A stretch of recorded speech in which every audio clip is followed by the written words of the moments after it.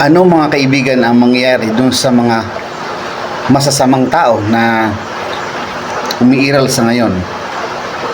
At ano naman ang pag-asa ng mga tao na mabubuti o sabihin na nating kumikilala at naglilingkod dun sa tunay na Diyos? Well, mga kaibigan, sasagutin natin yan sa pamamagitan ng Biblia. Tingnan nyo itong sinasabi dito sa awit. Awit 37, talatang 10 at 11. Kaunting panahon na lang at ang masama ay mawawala na. Titingnan mo ang dati nilang kinaroonan, pero hindi mo sila makikita roon.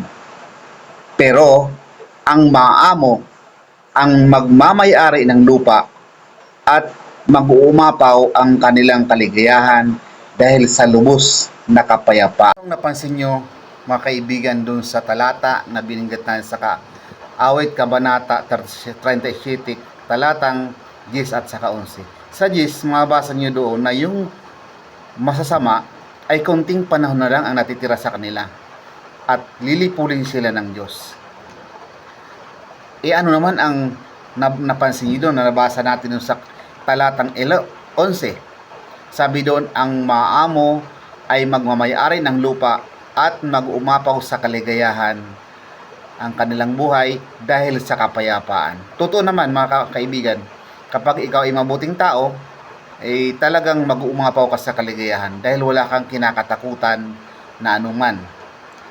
Kaya dapat maging mabuti tayo sa ating kapwa. Ano naman ang pag-asa ng tao na mga namatay?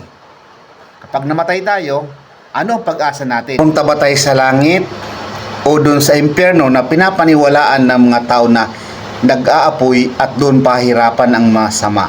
Well, sasagutin natin yan mga kaibigan sa sunod natin na video.